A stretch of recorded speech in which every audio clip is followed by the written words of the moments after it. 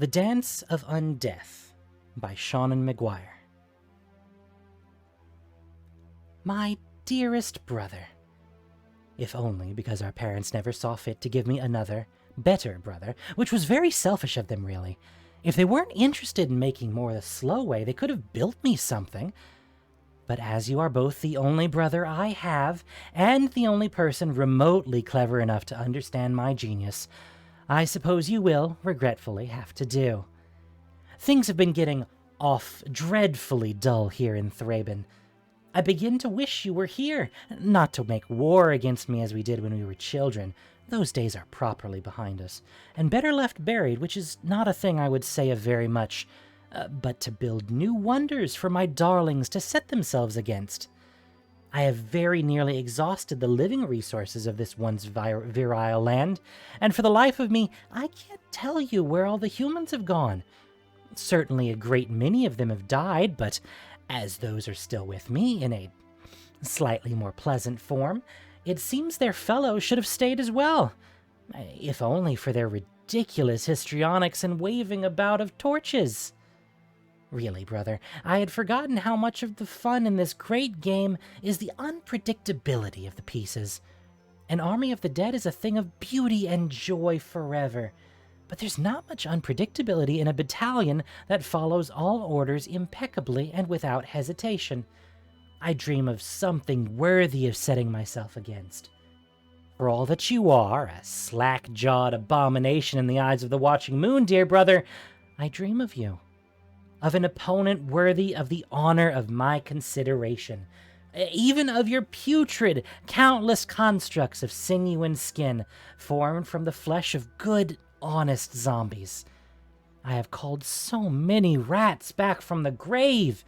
They dance on the rooftops of Thraben like the most gifted of ballet corps, and they never stop, not even when they leave their toes and tails behind, rotting away in ceaseless splendor. Oh, but what's the point when no one appreciates my efforts? I have achieved our greatest dream, absolute conquest, and found it to be more hollow than we could have ever imagined. Your loving sister, Gisa. Gisa, if you're unhappy in Thraben, you have no one to blame but yourself and your horrible personality, which has made isolation your inevitability since we were children, as no one can tolerate your company for long while they still draw breath. I've always known that you would only be truly happy among the dead. Well, you have your wish. If you find no joy in it, then that is on your own head. Do not contact me again, Geralf.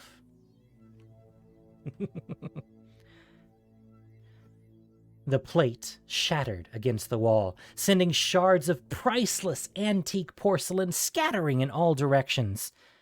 Gisa shrieked, a banshee's wail drawn from the throat of a living woman, and picked up the matching teacup. From the pile of shards already heaped against the base of the wall, it was obvious to anyone who looked that she'd been at this for a while. Not that there was anyone left to look. The wreckage of her tantrum would be some archaeologist's artifact of the siege of Thraben someday, when the living took back this city-turned-crypt from its unwanted new regent. That filthy, talentless, worthless waste of a perfectly good skeleton! Gisa shouted, hurling the teacup after its fellows. The sound it made when it shattered seemed to calm her somewhat, because she paused as she picked up the next plate, weighing it more carefully in her hand, like she was considering the angle of her throw. A casual observer, who didn't know any better, might have taken this pause as an opportunity to jump in and suggest she did something more soothing with her time, or stop smashing teacups and drink a relaxing cup of herbal tea instead. Sadly, everyone who was left in what had been the main cathedral of Thraben, save for Gisa herself, was beyond such suggestions, being quite unmistakably dead. The ghoul caller had done the sensible thing after Liliana's zombies took the city and Liliana herself moved on. She'd secured it. That meant eliminating as much of the remaining living population as she possibly could, since the living were notoriously self-interested and tended to object to being chewed on. Having no interest in being overthrown, imprisoned, or worse, watching her beloved dead put back in the ground before she was done with them, Gisa had taken care of the threat. But the threat was also the source of raw materials with which to expand her army, and not being a Stitcher like her blighted brother, may he be consumed by boils and burdens of the living flesh until he surrender himself to the merciful embrace of death itself, she couldn't put the creatures back together once they reached a certain level of damage. Their flesh rotted much more slowly than it would have done in the ground, without her borrowed vitality to sustain them, but it still rotted. Limbs dropped away, jaws loosened, teeth left their sockets. She could hold the city for now, while her legion was strong and her rule unquestioned. She couldn't hold it forever. Empress of the empty grave and unchallenged queen of Thraben, Gisa collapsed into the plush chair that served as her throne, dropped her chin onto her knuckles, and sulked. I'm loving this already. One sec. Water break.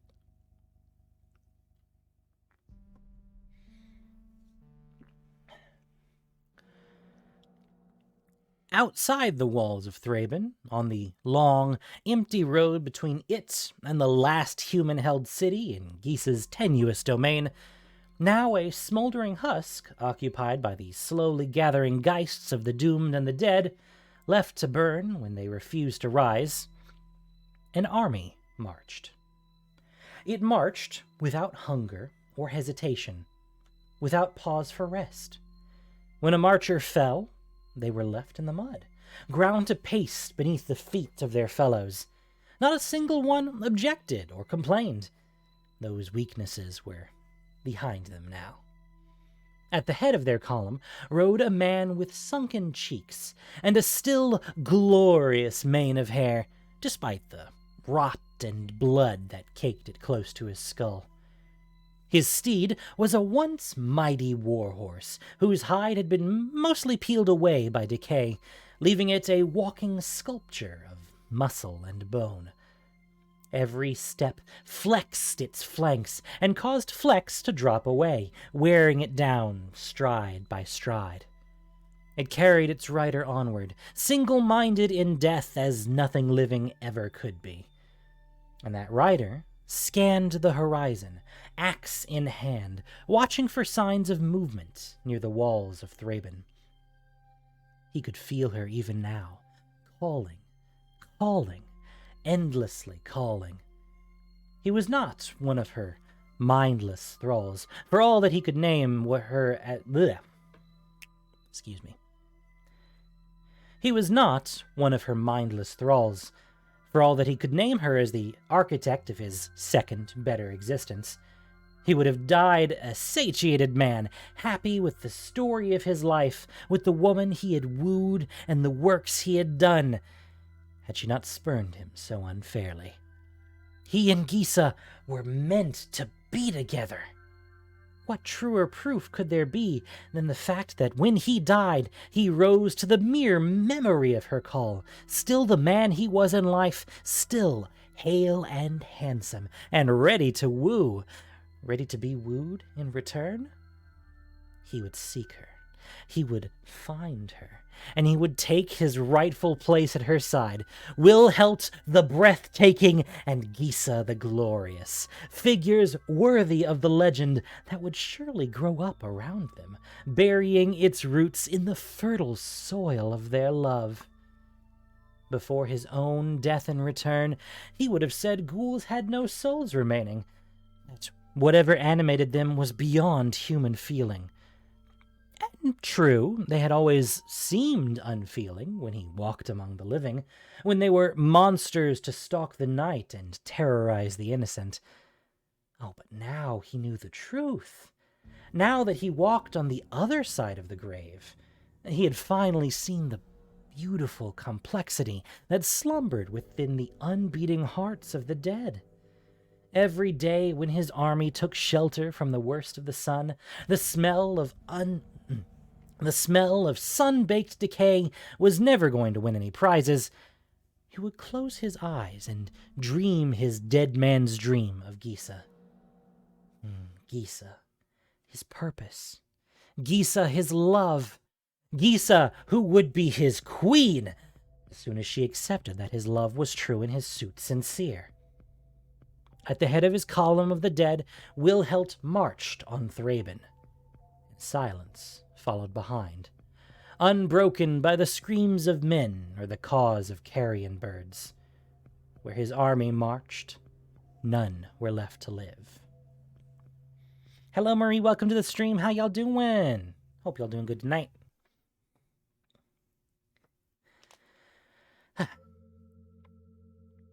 Dear Meat Mangler, I knew you were my inferior. I never guessed you could be so cruel. I played your stupid games. I followed your endless, pointless, insufferable rules.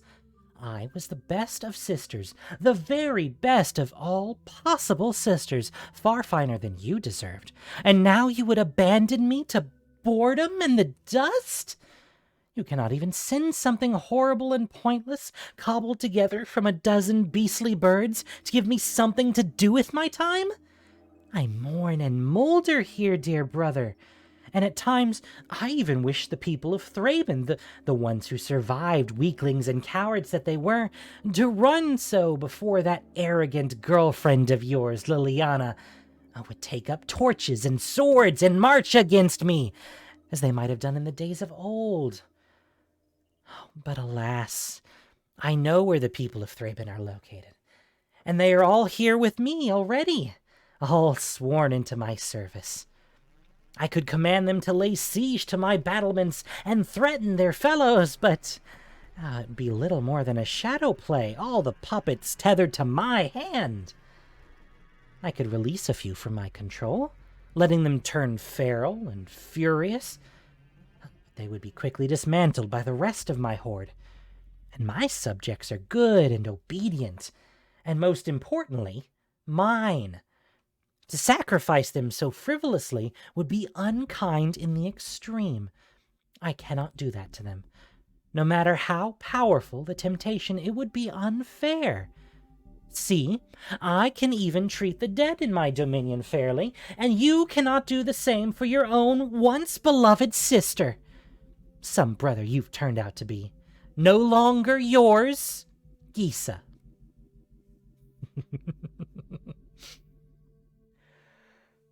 Gisa, I'm gifted at my art, even as I admit you have a flair for your own.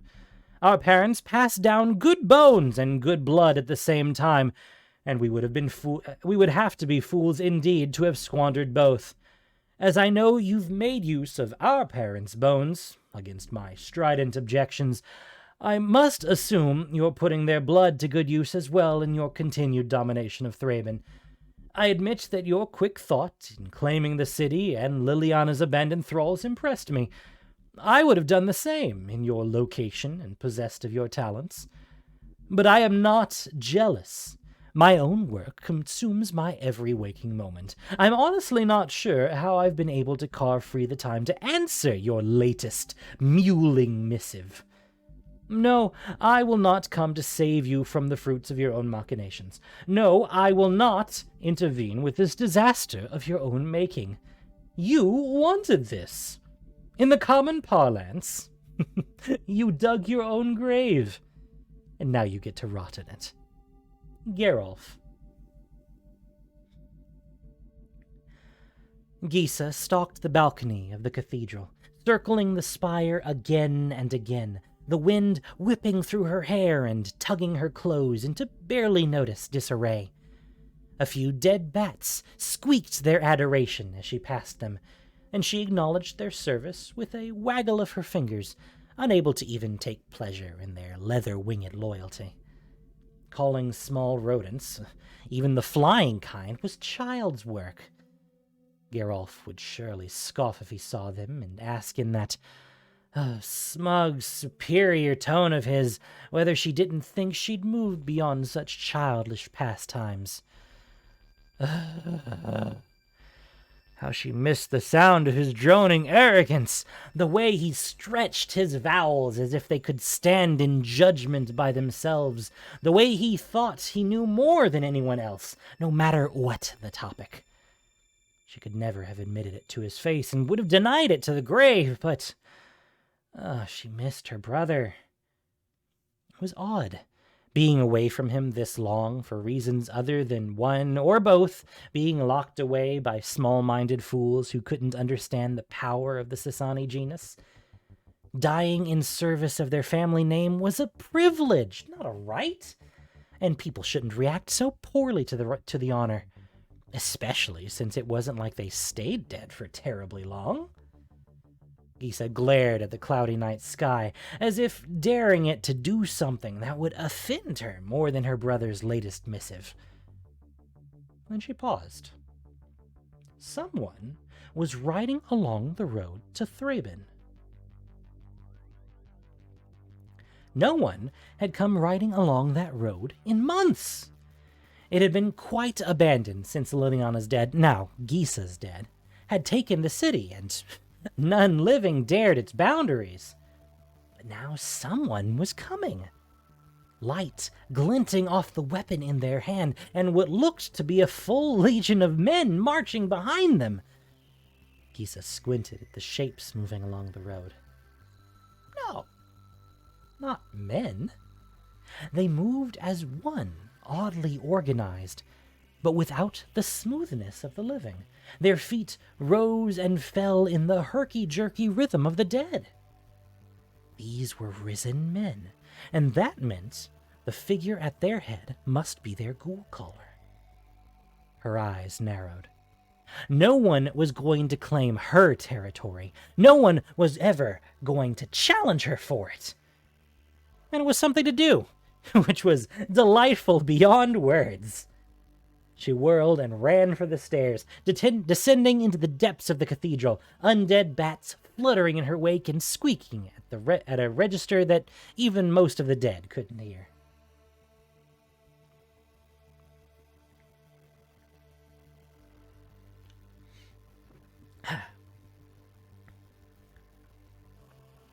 Wilhelt reached the gates of Thraben, closed and rusted, unattended by human hands for far longer than they should have been, and found Gisa already waiting there, her glorious hair unbound, her fine gown torn into the most artful and elegant of tatters. Oh, she must have done it to celebrate his arrival, for why would she have made herself so beautiful for any lesser man? "Beautiful Gisa!" he yelled, and his voice was still clear and strong, despite the darkness of the grave. Surely that alone would tell her he was no ordinary ghoul. How many of the risen could speak so clearly, could remember the name of the woman they had loved in life? None among his company could manage such a feat. "At long last your loneliness is at an end, for I have come to join you."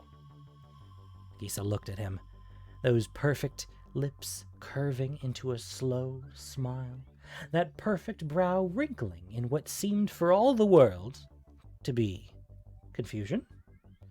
Finally, tilting her head to the side, she asked, "Do I know you?"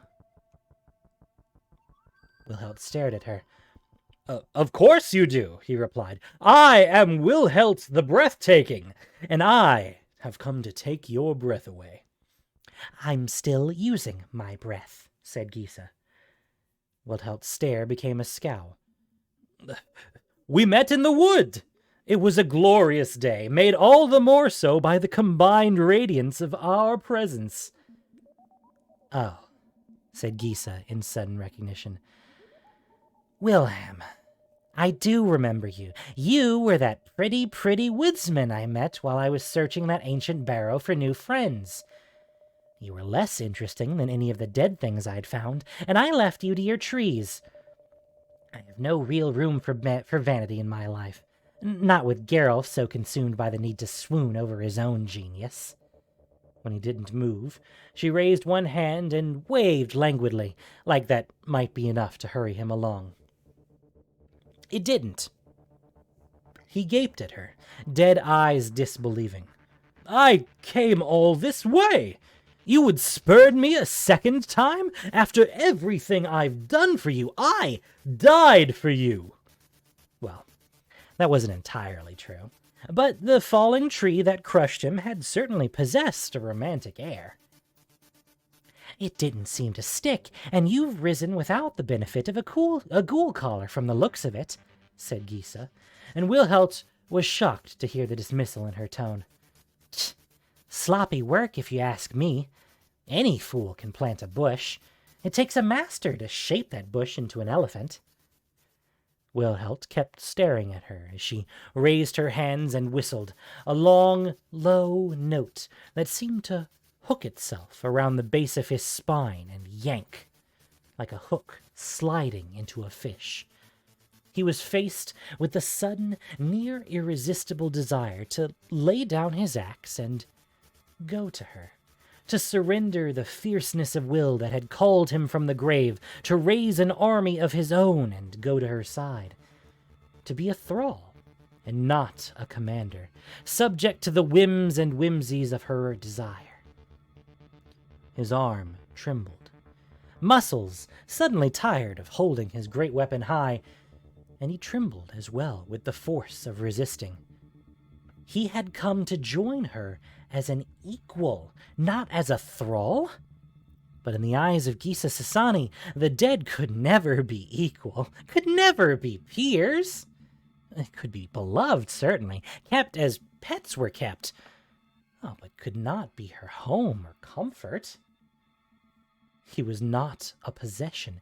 He was Wilhelt, dubbed the Breathtaking by every woman who had ever beheld him. Every woman save for one. And that was the only woman who could possibly have been good enough for him. He had called his own army forth, despite not being considered a ghoul caller in life, and they marched to his command. He would not yield. Gisa pulled. Wilhelt pulled back. Gisa yanked. Wilhelt nearly stumbled, his will yielding, before he recovered his mental grip and yanked in answer, breaking the tie between them as Gisa's whistle died, choked off in her throat. She coughed, spitting out a few dissonant notes, and then looked at him with narrowed eyes. "So, it's to be like this?" she asked. He snarled. "I am no doll to be drawn into your games. Give me a chance, beautiful Gisa, and I will prove myself your peer in glorious undeath." Gisa's eyes narrowed. "Very well, then. I was getting bored anyway." And she retreated back through the gates of Thraben, slamming them decisively behind her, leaving Wilhelt and his army standing in front of the city, momentum broken, but mind still utterly his own. Gisa slammed the door and whirled to press herself against it, as if her narrow body would be the final barrier to keep that man and his legion from breaching the walls of her city. Imagine Wilhelm here, in Thraben, where he had never once been invited to be, waltzing in as if he owned the place, and risen without aid, as if that weren't unutterably gauche. Ugh. People died, becoming corpses. Ghoul callers pulled them back into the plane, transforming them into ghouls. Or butchers, like her brother, used science to imbue them with a hideous, dishonest parody of life. As if electricity and chemical connections could ever replace good old-fashioned necromancy. People didn't simply die and get back up again of their own accord. Or, well, they did. She knew perfectly well that they did, but they shouldn't. It was inappropriate. It was unnecessary. It was untidy. Yes, that was the word she wanted. Untidy. But welcome all the same, because it was something to do. Geralf might think he was the only opponent she could have, but she knew better. And this... Willem had managed something unlikely and annoying enough that he might well present a decent challenge. There was nothing like the opportunity to test herself and her beloved toys against an opposing force. Oh, she'd been waiting for something like this day. When something clanged against the outside of the door, Gisa straightened, whistled her subjects back to her, and ran. Not that she was afraid of a dead man, no, oh no, not in the least. But he was, in all his strength, on the road before her city, while she was attended only by the few who had been close enough to join her without notice. If he came in his strength, he would meet her in all her glory, and they would see who was the superior in the dance of undeath. He would learn, as all others had learned before him, that those who underestimated Gisa Sassani did so at their peril. They rarely did anything else after that, unless she asked them to, of course. The hooves of Wilhelt's stallion battered against the rusted doors of Thraben with deep, ringing echoes as Wilhelt urged the beast on, until the door crumbled between one blow and the next, and the city lay open before them. Wilhelt urged his troops through the opening, choosing, wisely, to ride at the center of the formation rather than up at the front. They needed him to direct them, and he couldn't do that if he couldn't see where he was going. Yes, that was absolutely the reason. And not the vague fear of what an angry ghoul caller could do when cornered in her own lair. No. He urged his army forward, and they, having no will of their own, went. He rode well shrouded in the decaying bodies of his fellows, and didn't notice the sky above him begin to darken. They passed under a stonework bridge, and when they rode back out the other side, the sky stayed shadow dark above them. Wilhelt glanced up. The swirling veil of bats and ravens, crows and vultures opened rotting mouths, shrieked with rotting throats, and descended. Only the most powerful ghoul callers can whistle the beasts from their burrows, call them out of their nests. But those who can tend to have a remarkable fondness for the swarm, the nest of rats, or the flock of bats that has fallen into their hands. Gisa, given the population of a city to bend to her designs, was no different. Undead, rotting birds dropped from the sky to lash their talons at Wilhelt and his men. Fruitlessly, they swatted their attackers away, as Wilhelt shielded his face with his arms before roaring with fury and swinging his axe in a great arc, sundered birds falling like rain. He swung again, and laughed as his subjects began plucking flying things out of the air and ripping them in two. And he rode on. They passed out of the city entrance and on to the broad avenue that had once marked the small but bustling shopping district. The stores stood empty, doors ajar, windows dark. Wilhelt urged his men forward. Oh, excuse me. Wilhelt urged his men forward. Onward. That's the word. Onward. They were halfway down the avenue when the dead surged out of the buildings to either side, hands raised, ready to catch and tear and kill. "Gisa!" roared Wilhelt, brandishing his axe, and the battle raged around him. His horse reared and struck, driving sharp, bony hooves through brittle skulls. "You don't have to shout!" said an irritated voice from the walkway above. Wilhelt raised his head. Come now, Wilhelm. It doesn't have to be like this, she said. Why not surrender them to the superior ghoul caller? It'll be a better ending than the one they're meeting now. Desperately, Wilhelt glanced back to his men. They were fighting valiantly, but while he had an army, Gisa had a population. Thank you for the subscription, Alt Midnight. I appreciate you. Where was I? Desperately, Wilhelt glanced back to his men. They were fighting valiantly, but while he had an army, Gisa had a population. For every one of his men destroyed, 3 more rushed in to take its place, still pouring endlessly from the broken stores. If this continued, they would lose. He turned back to Gisa. No! He snarled. I will prove to you that we can be more than toys. Oh, but here you are, playing with your little soldiers. Gisa sighed. Very well. Farewell, Wilhelm. And she flounced away down the walk, not looking back as her soldiers surged forward. Oh, she was still beautiful.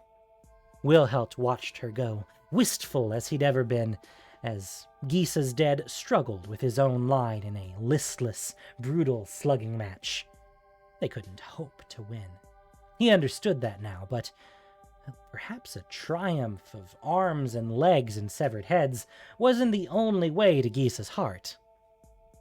Wilhelt reached under his breastplate and pulled out the letter he had carried next to his own unbeating heart since his resurrection. It had been written before his fingers stiffened, beyond the formation of simple words. It had been written before his fingers stiffened beyond the formation of simple words, and was still very legible for a ghoul. Really, how could she help but be impressed by him? Turning to his men, he selected one of the least decayed, who looked reasonably spry, and thrust the letter in his direction. Go, he commanded. You are my gift to her. Run until she bids you otherwise. Only see that you give her the letter before you give over your will.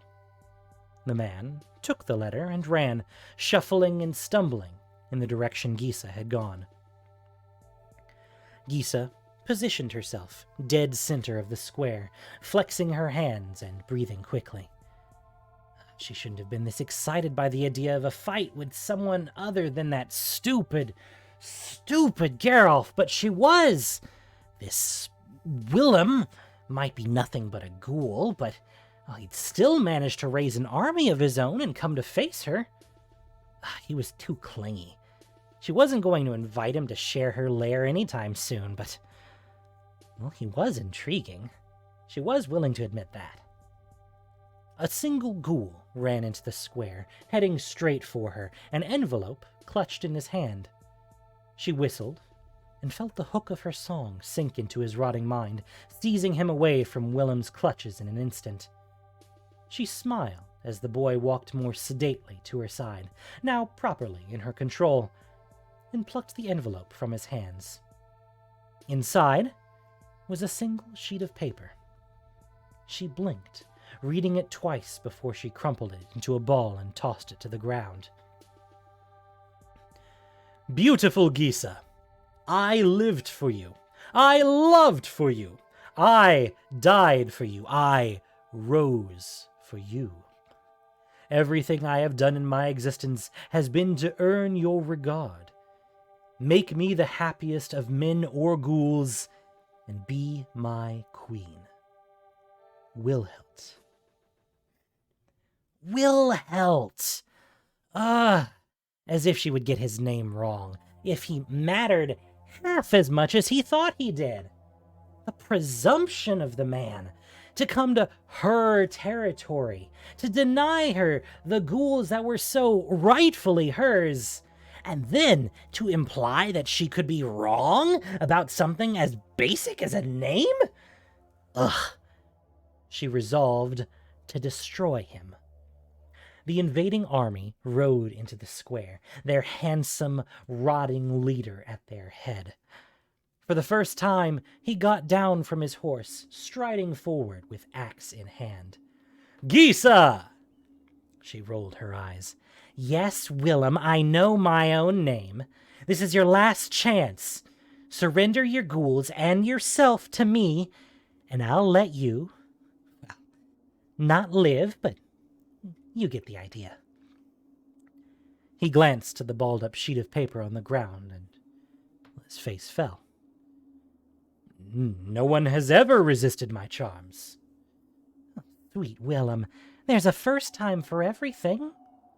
She whistled, sharp and quick, and he felt his hold on his men seized again by that unseen force.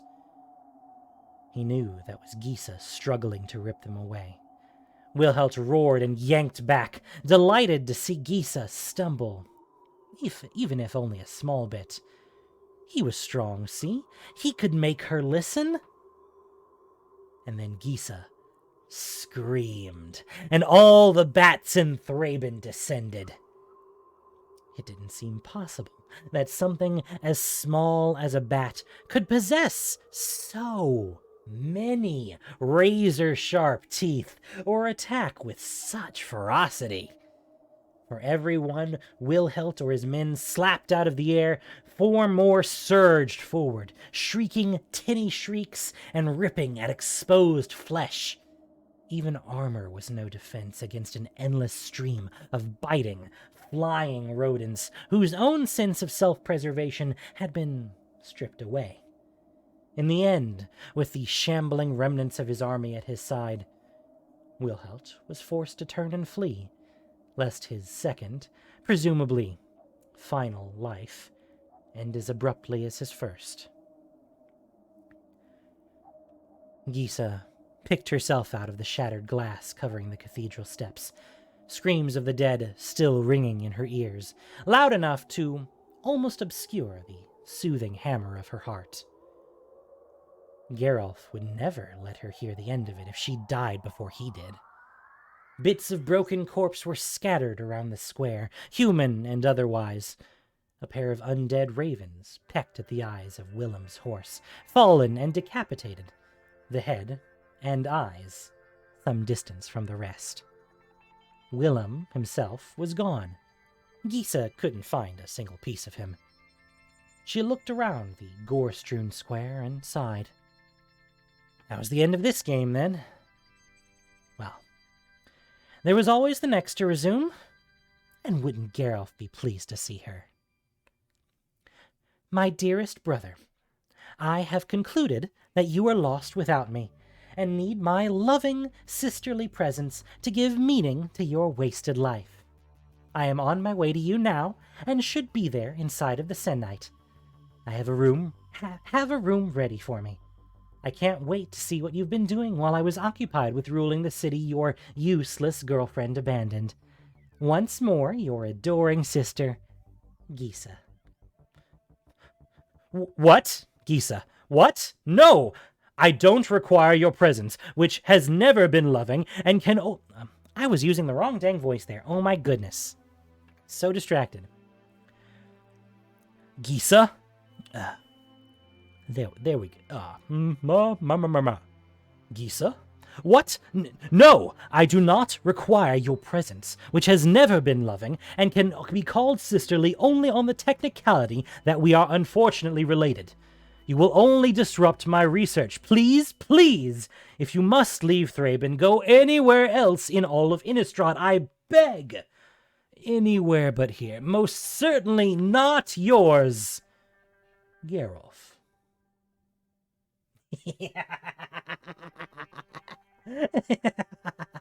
Oh, I frickin' love this story.